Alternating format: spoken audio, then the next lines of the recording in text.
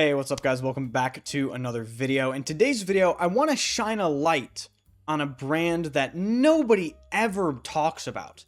And they have so many hidden gems, and honestly, I think the value is pretty good, especially if you find one for a good deal online. So, the brand we're going to talk about today is none other than Maitre Parfumeur at Gantier. In today's video, I'm going to be unboxing a vintage bottle of Bois de Turquie and a modern bottle of Parfum d'Habit, so we can compare the old to the new presentation, and we're going to talk about this super underrated brand and how I just think you should try it. No, I'm not affiliated with the brand. I don't have any codes. Don't worry about any of that. This is real perfume love, okay? So if you enjoy the channel, be sure to sub to the channel, hit the like button. Let me know if you've ever tried anything from this brand. The brand name is a real mouthful. It's literally Master Perfumer and Glove Maker, but it's in French, so I butcher it every time. So from now on, I'm just going to refer to it as MPEG. I will have the brand name and all the fragrance names in the description so you can actually, well, see what it is rather than try to decipher what I'm saying, because of course I'm going to butcher these names. So, why do I think MPEG, or Maitre Parfumeur at Gantier, deserves a lot more attention? I just think they make good shit, dude. I really do. I think they're a proper perfume brand. I think they have a ton of different scent profiles available that are really, really popular nowadays. But for whatever reason, that sort of craze really hasn't trickled down to this brand. I believe the founder of MPEG was the same person that founded L'Artisan Parfumeur. I believe his name is Jean-Francois Laporte, off the top of my head. But he is the founder and perfumer for all of these fragrances. And yeah, let's just get right into things. I think we're going to start off with unboxing Parfum d'Habit first. I mentioned these fragrances, in my opinion, are great value, and I'll go over why I think that. But this is the presentation, beautiful coffin box, and the bottle is absolutely beautiful. I'll show you it in closer detail here. I got this from Lucky Scent, which is a retailer here in the United States, and I think I paid with a code $175, and these are 4 ounce or 120 milliliter bottles. $175 isn't cheap, but I can name many brands that even on discounters for 50 ml bottles are over twice the price. And these fragrances, in my opinion, perform very, very well, and their modern formulations are fantastic. The presentation is absolutely beautiful. This is heavy, solid metal. It has a beautiful, little crystal touch in there. That's cool. Nice gilding on the bottle itself, gold letters and all that.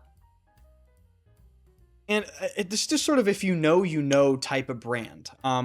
So even though it's $175, I actually think they're giving you a lot more than many other brands on the market.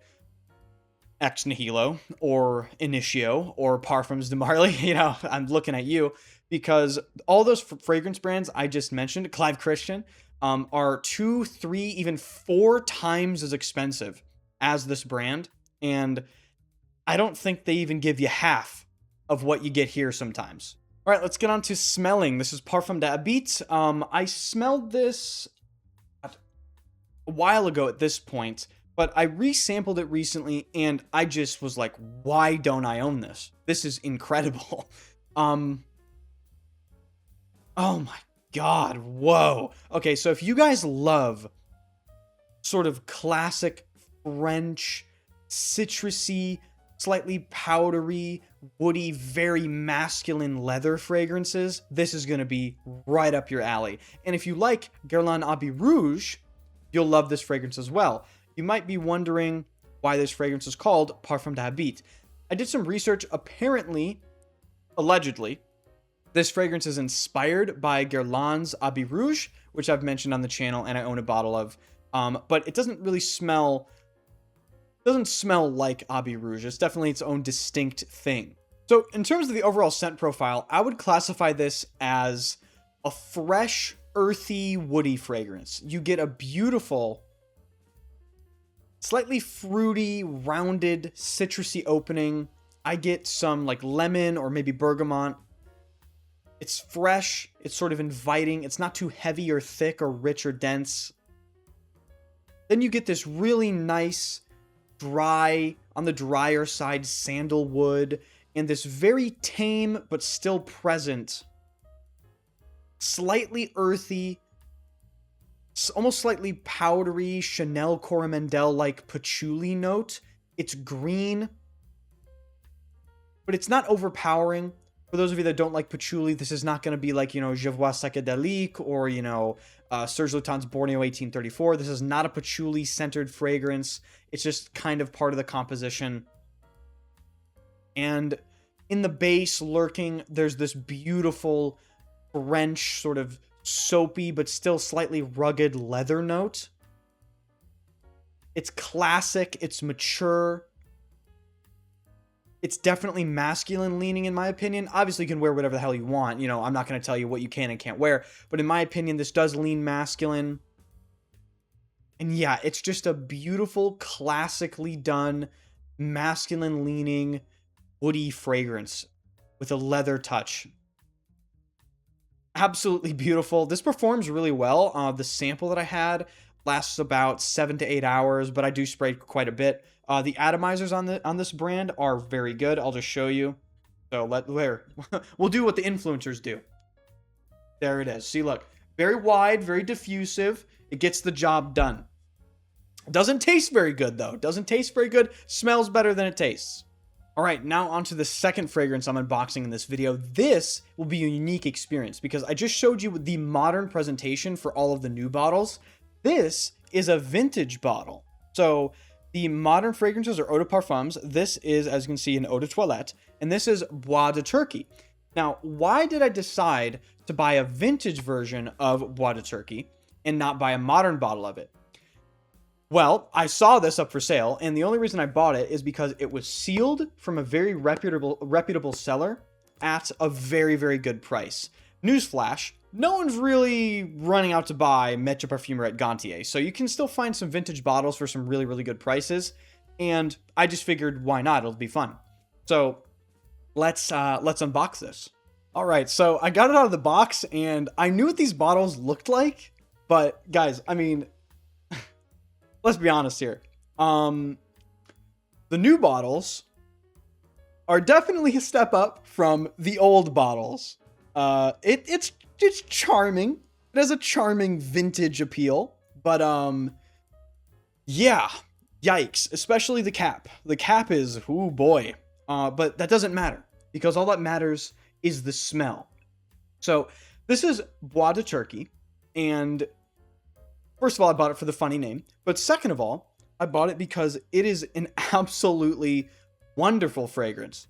So the name Bois de Turquie translates to Turkish wood, but I wouldn't necessarily say this is really a woody fragrance primarily. This is so much more than that. So upon initial spray, I don't really know how old this bottle is, by the way. I can't find a batch code or anything, but upon initial spray, you're met with just the most absolutely beautiful sort of syrupy orange with resinous myrrh, and there's some orange blossom, so a floral touch.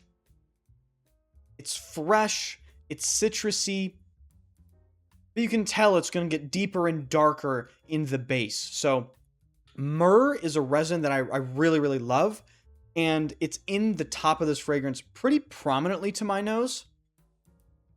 Myrrh to me comes across as this like glow, like a resinous orangey glow smell. It's not necessarily ambery though, in my opinion. It's got this distinct edge to it. It's almost like a woody orangey edge. And then as this fragrance dries down, you do get a little bit of patchouli, just like in Parfum d'Habit, but the patchouli in this is kind of similar to the patchouli in YSL M7, if you've ever smelled that. So this actually gets compared to M7 quite a bit. But this is sort of like a niche version of YSL M7. You do get some sandalwood. There is some beautiful florals in here as well, but they're kind of hard to pick out. I think there's a geranium note, which is giving it some I think it's aiding in the freshness a little bit. Geranium is that sort of minty, rosy, fresh floral. They use it a lot actually in rose perfumes. Yeah, this comes across as this fresh, orangey, woody thing. It's a really unique smell. Certainly nobody around you is wearing this, you know. It's wearing, and I just want to cover this. This is a bit of a tangent, but I see some people comment all the time, oh, you know, imagination is so common. Dior Sauvage is so common. I've smelled fragrance in the wild on people I don't know, maybe like 5 times. So don't worry. No one's wearing what you have, man. Even if you're wearing the most popular stuff ever. But yeah, Bois de Turquie, what a fragrance. Very similar to YSL M7 in my opinion. Just an awesome niche, maybe higher quality take on it. So there you have it. I hope you enjoyed this little Maitre Parfumeur at Gantier double unboxing and brand showcase with a vintage comparison. I mean, come on. Like, I don't think it's any contest between the new presentation and the old presentation. I mean, the new presentation is just objectively way better, but I do think there's some old world charm about the vintage presentation. The caps though are absolutely horrible.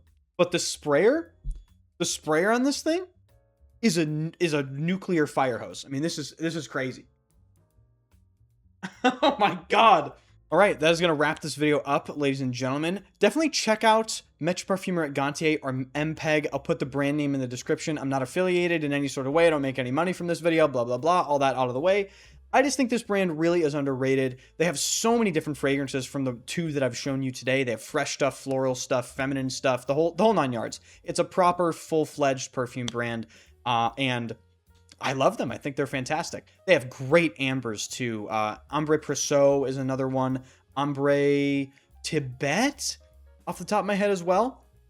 So yeah, thank you guys so much for watching. Hope you enjoyed. If you did, hit the sub button for more fragrance enthusiast content. Hit the like button. Let me know if you've ever tried anything from this house. And I will see you guys in the next video.